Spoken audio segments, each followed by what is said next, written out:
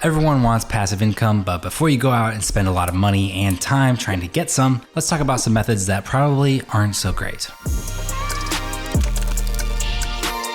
I stumbled upon this blog post on Shopify published a month ago, supposedly, covering 30 different passive income ideas to build long-term wealth. And, well, some of them seemed a bit ridiculous to me. Just have them read Newbie's latest blog entry. The problem with passive income is everyone wants it, but it isn't so easy to obtain.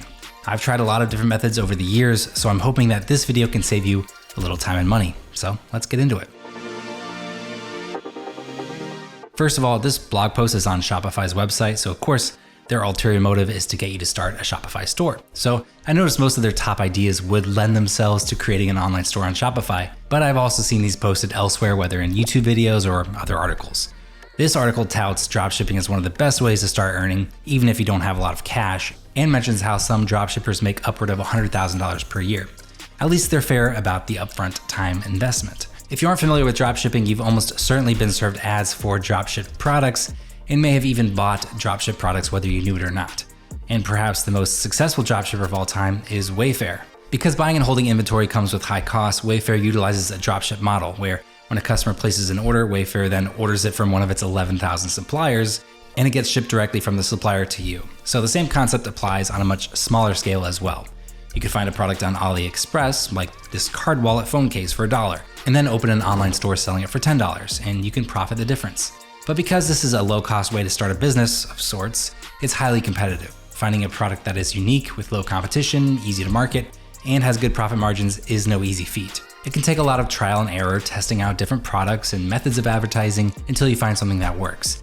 And it's quite possible you'll never find success with this and instead have invested a lot of time and money into launching different products only to see them all fail. Failure, an American success story. The other part I don't like is most of these products are novelty, low quality items that will likely just end up in a landfill in 6 months. The customer overpays for something, usually waits a long time to get the product, and then that product isn't even good, so yeah.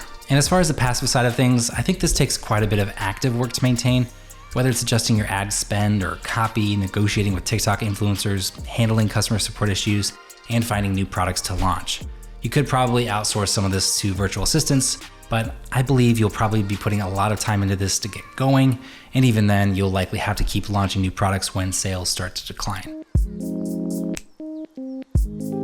So having a vacation rental could be a great source of income if you're fortunate enough to have a second property, but renting out a spare room in your apartment or house seems a lot less like passive income than it's made out to be.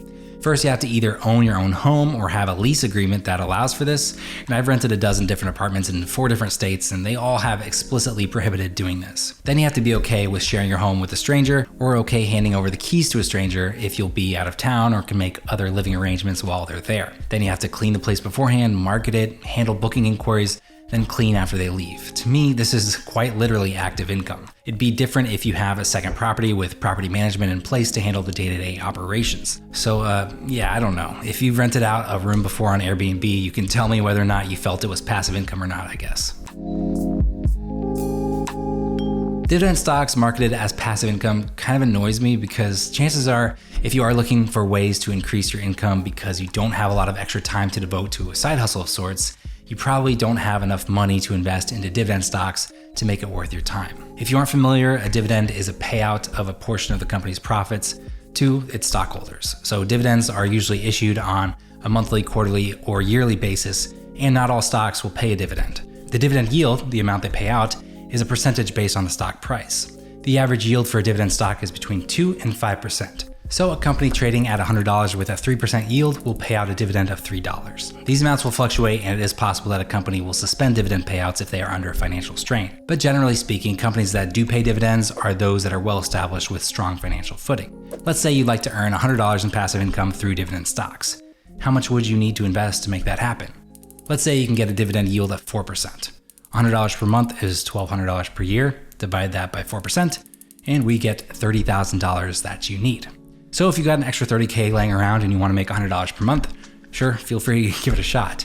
In my opinion, investing in dividend stocks is better when you're older, closer to retirement. Assuming you have a larger amount of investment capital and are looking for stability as opposed to growth, dividend stocks can be a good way to go to achieve that. But if you're a spring chicken, you may be better off investing in growth stocks that focus more on growing, aka reinvesting their money back into the company to expand instead of issuing a dividend to its shareholders. Again, in my eyes, it's not really a valid form of passive income for the majority of people because it requires a lot of capital to create any sort of meaningful income.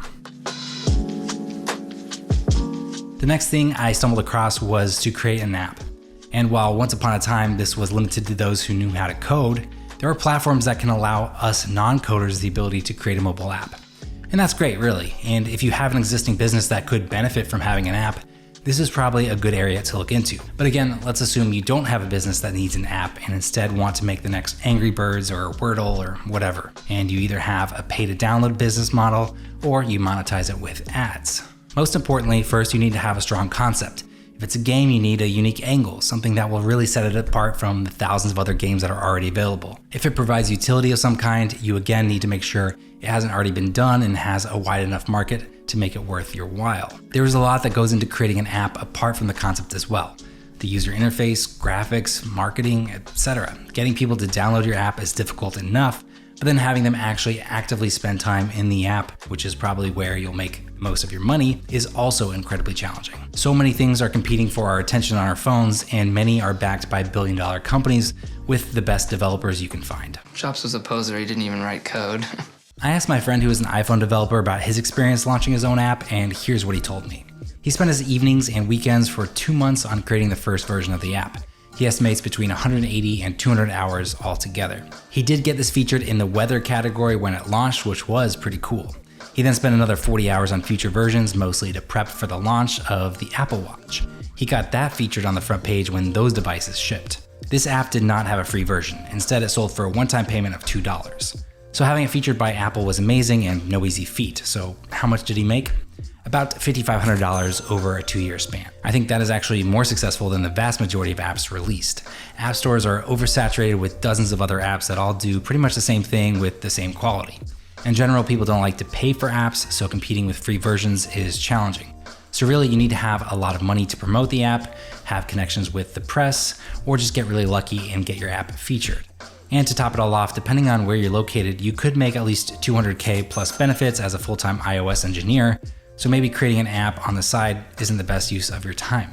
So a good source of passive income? I think not. This is maybe the worst one I've come across and makes me doubt that this article is actually recently written. I think brands are spending less and less on Instagram lately as other forms of social media are taking over and probably converting to customers better. Even mentioning how much The Rock makes per Instagram post is ridiculous. It gives no indication how much normal people could make, but from my own experience, it takes a lot of time and effort to build an engaged following on Instagram. Theme pages were popular for a long time, but you can only really sell to your audience so many times before they unfollow or just stop converting to sales. Back in 2015, I had 50,000 followers on Instagram. I'd often get $200 to $500 per post with my photography featuring a product or service. But that was literally active income, not mailbox money. And not to mention all the time and effort it took to grow that account. And sometimes it was getting a product instead of getting paid altogether. So yeah, at best, this is a side hustle with a relatively low chance of paying off unless you really know what you're doing. Look, I know I just crapped all over some ideas and maybe they work for you, and if so, that's great. Having spent the last 11 years exploring different passive income avenues, the one conclusion I've come to is it is freaking difficult. It does become easier when you have more money and can invest in something that can give you solid returns with minimal management, but when you're looking for ways just to make ends meet, chances are you're gonna have to actively work for it. If you are interested in some ways I've made passive income, I've made a few videos on the subject, which I will link below, but even those were generally the culmination of years of developing different skill sets and failing a lot along the way. If you would do me a favor and hit the thumbs up button on this video, that'll really help this channel out. Consider subscribing for more videos like this, and I will see you in the next one.